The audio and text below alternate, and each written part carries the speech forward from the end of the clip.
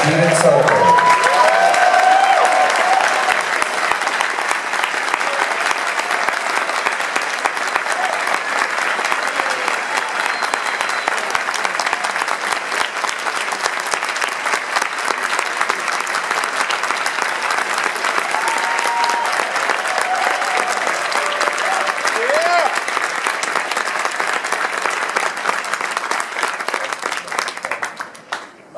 Before we get into this conversation, there's someone here I want to make a shout out to. His on-screen credits don't really describe fully his influence or his abilities. He's a filmmaker in his own right and an author. He's also, for a lot of people of my generation and yours, a sort of sound and image guru, Walter Murch.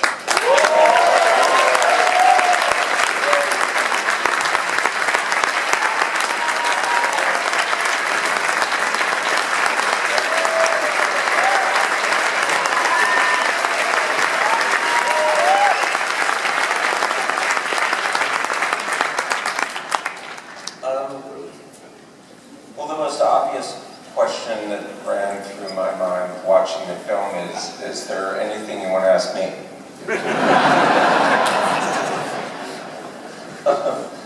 All right, I want to expand a little bit on a comment that you made before the film started. By the way, has anyone introduced you?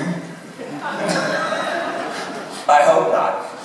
Well, this is Steven Soderbergh.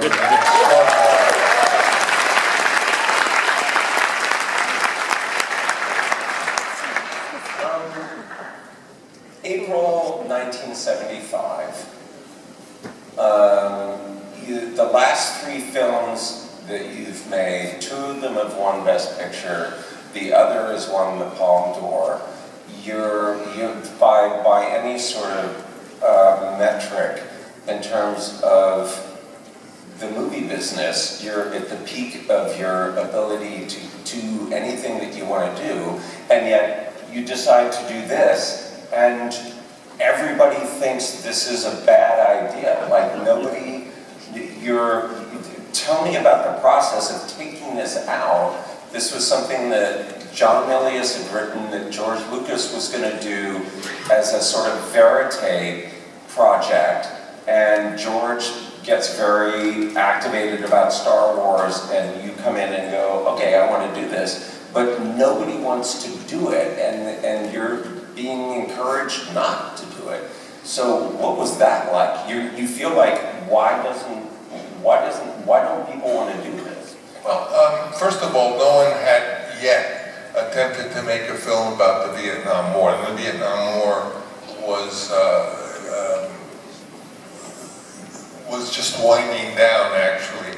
And I was astonished because I had caught lightning in the bottle twice with The Godfather, and I had made also The Conversation, which turned out to,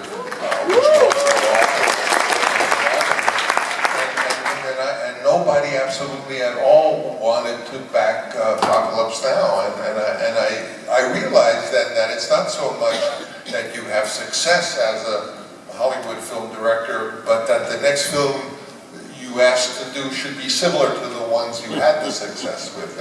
And you know, at that point, my wish as a relatively young director was I wanted to make as many different style movies as I could, because I wanted to learn about that, and I wanted to eventually find my own voice later in life based on having made, if you think of those films, Godfather is a very formal and classical, Apocalypse Now is extremely, you know, wild and kind of as though the fuse has been blown on the circuit.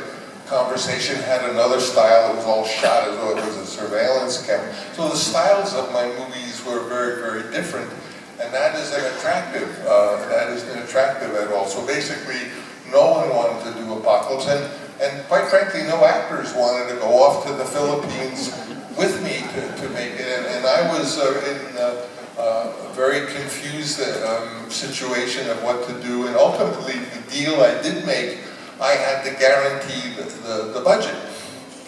Myself, with the money I had earned on the property, had bought with the money from The Godfather.